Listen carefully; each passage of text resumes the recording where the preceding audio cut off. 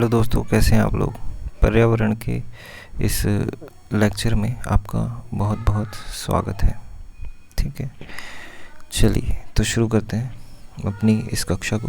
पर्यावरण पर्यावरण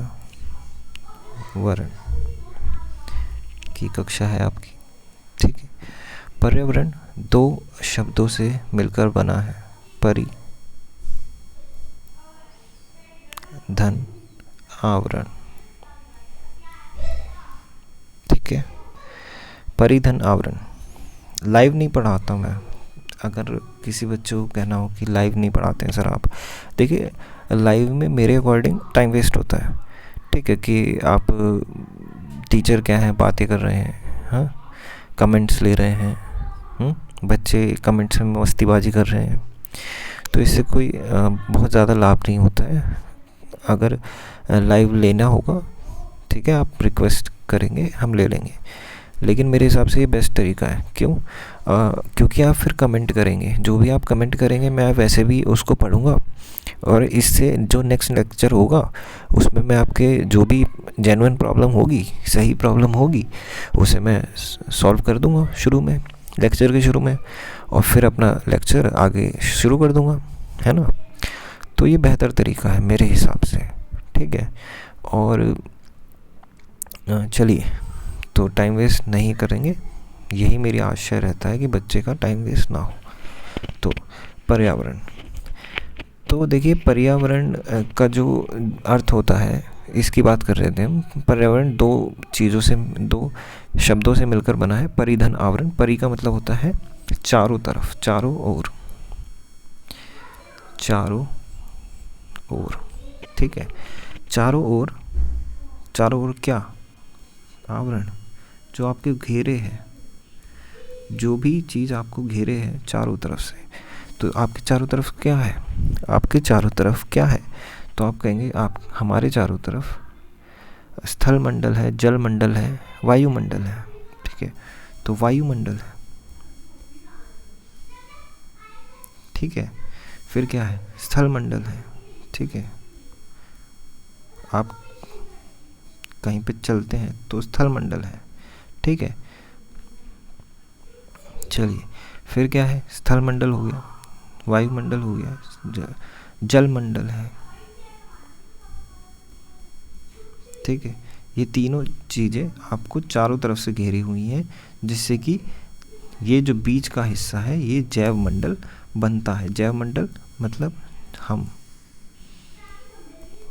हम जहाँ रहते हैं, जैव मंडल, जैव मंडल मतलब हम जीव, हर तरीके के जीव। ठीक है, तो हमको चारों तरफ से किसने घेरा? वायुमंडल ने घेरा है, स्थल मंडल ने घेरा है, जल मंडल ने घेरा है। ठीक है, इजी है ये, कोई हार्ड नहीं है।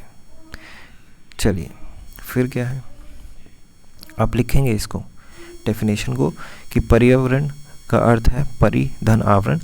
परि का अर्थ होता है चारों ओर, आवरण मतलब जो हमें चारों ओर से घेरे हुए हैं, और चारों ओर से हमें क्या घेरा हुआ है, किस चीज़ ने घेरा हुआ है? तो हमें चारों तरफ से वायुमंडल ने घेरा है, स्थल मंडल ने घेरा है, जल मंडल ने घेरा है, और जब ये तीनों चीज़ें मिलती हैं तो जैव मंडल बनता है। जैव मंडल मतलब हम लोग, मतलब हर तरीके के जीव। ठीक है, जिसमें हम भी आते हैं। ठीक, अब अंग्रेजी में, इंग्लिश में हम इसे कहते हैं एनवायरनमेंट। एनवायरनमेंट, ठीक है, तो एनवायरनमेंट, ठीक, एनवायरनमेंट शब्द जो है वो बना है एनवायरन से,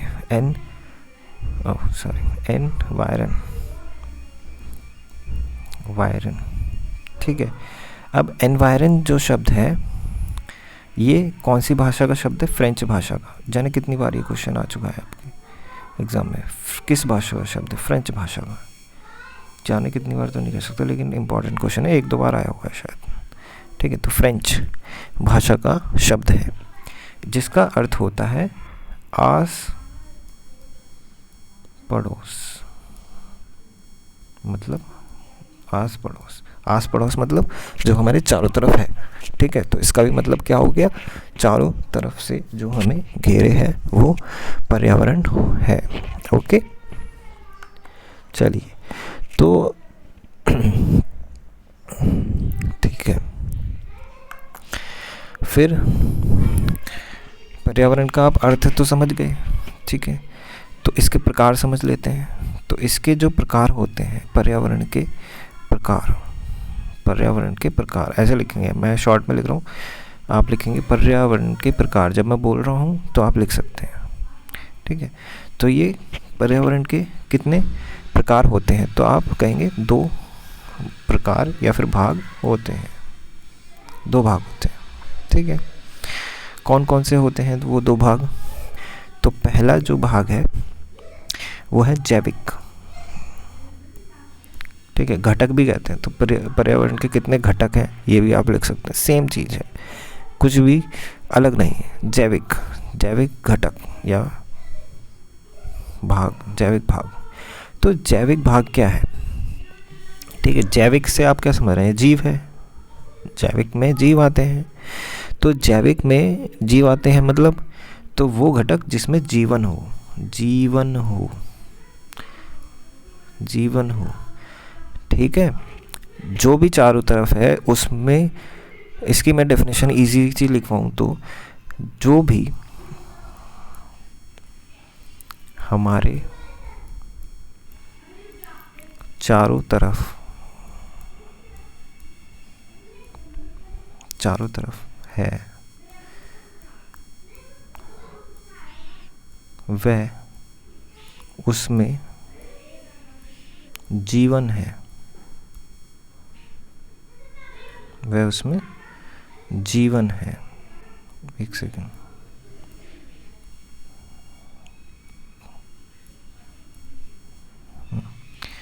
जीवन है,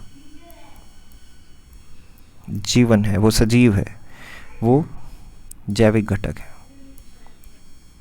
जैविक घटक है।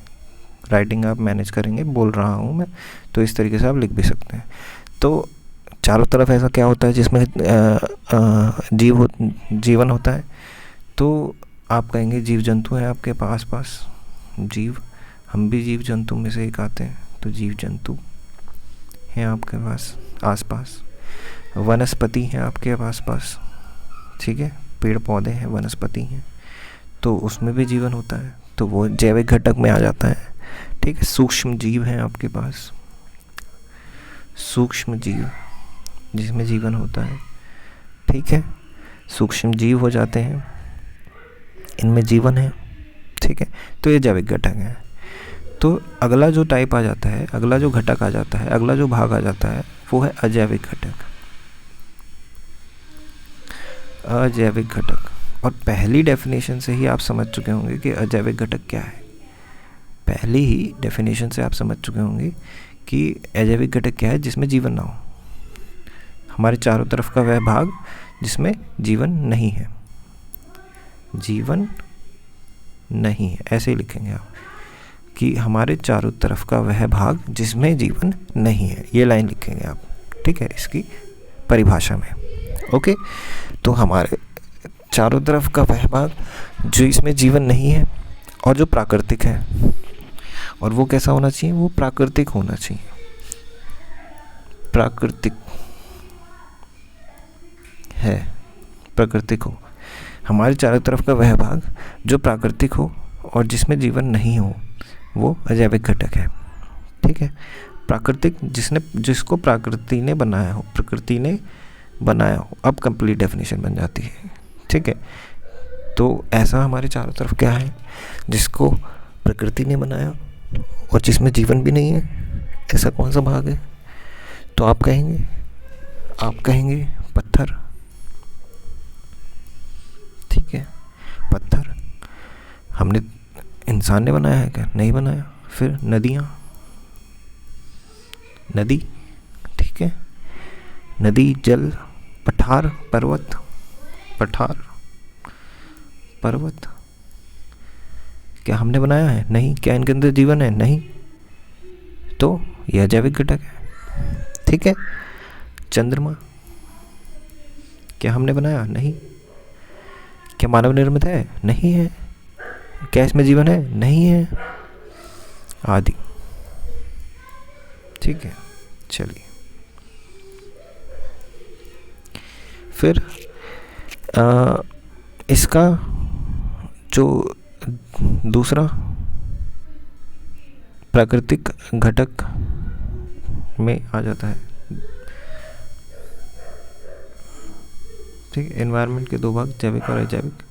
इसमें आप दो जैविक और जैविक को आप इसे लिखेंगे, थोड़ा सा मेरे को करेक्शन करना पड़ेगा। देखिए, जैविक अजैविक ये भाग होते हैं प्राकृतिक, क्योंकि प्रकृति से बने हैं ना सब, प्राकृतिक घटक है ये। ठीक है, ये प्राकृतिक घटक है। ओके। अब क्योंकि ठीक है, अब मैं कुछ हाथ में लेके तो पढ़ा नहीं रहा हूँ, बुक्स तो भूल जाते हैं। ठीक है। अब मुझे एकदम से प्राकृतिक वाली जो लाइन याद आई, ये वाली लाइन, ये लेट न याद आई मेरे को, प्राकृतिक वाली। अब प्राकृतिक से मुझे याद आया कि मानव निर्मित भी होता है। तो ये दो प्रकार के होते हैं, प्राकृतिक घटक और अप्राकृतिक या फिर मानव निर्मित घटक। और प्राकृतिक घटक दो प्रकार का होता है, जैविक और अजैविक घटक, जैविक और अजैविक घटक। ठीक है। तो पहले आप लिखेंगे, मैं बोलूँ, एनवायरनमेंट के दो भाग होते हैं, प्राकृतिक और मानव निर्मित। ठीक है। अब प्राकृतिक घटक जो प्रकृति ने बनाया हो, ठीक है, इसकी डेफिनेशन आप लिखेंगे, प्राकृतिक घटक जो भी हमारे चारों तरफ है और जो प्रकृति ने बनाया है वो प्राकृतिक घटक है। ठीक है। और प्राकृतिक घटक दो प्रकार के होते हैं, जैविक घटक, अजैविक घटक। ठीक है।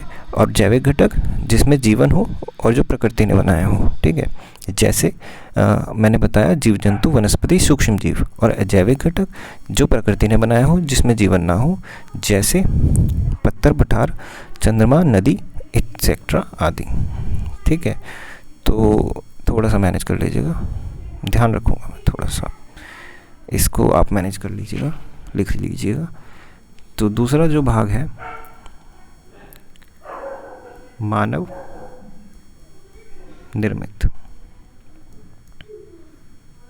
मानव निर्मित मानव निर्मित मानव निर्मित हमने जो बनाया है। ठीक है। तो जो भी चीज़ हमारे चारों तरफ उपस्थित, आप लिखिएगा, हमारे चारों तरफ उपस्थित वह भाग जिसमें जीवन ना हो, जीवन उसमें नहीं होना चाहिए। ठीक है।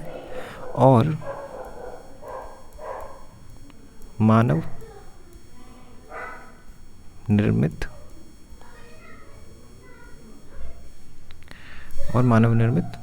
हो, वो मानव निर्मित चीज़ें होती हैं। जैसे जिस पेज पर आप लिख रहे हैं कागज़, वो कागज़ मानव निर्मित है। जिस कलम से आप लिख रहे हैं, पेन से आप लिख रहे हैं, पेन नहीं लिखूँगा, हिंदी में पढ़ा रहा हूँ, पेन एक इंग्लिश शब्द है। ठीक है। तो कागज़, कलम, कमल तो भाई, कमल क्या चीज़ हो गया? ठीक है, कमल आ गया। तो कमल एक अजैविक घटक है। ठीक है। चलिए,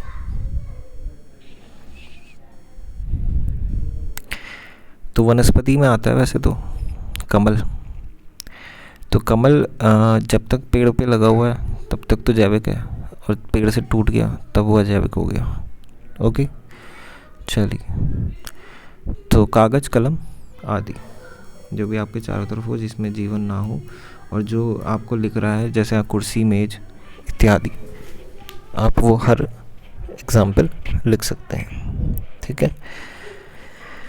तो आज पर्यावरण की क्लास यहीं तक रखते हैं। कुछ कमियां मेरी तरफ से रह गई, तो आप उसको कृपया करके मैनेज कर दीजिएगा।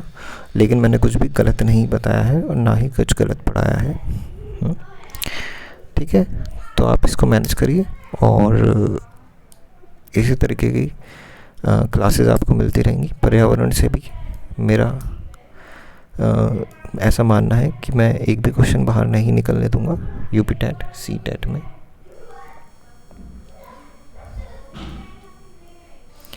सी टेट में ठीक है, तो आप इस चैनल को करिए शेयर। ठीक है, और कृपया अभी अभी कर दीजिए सब्सक्राइब।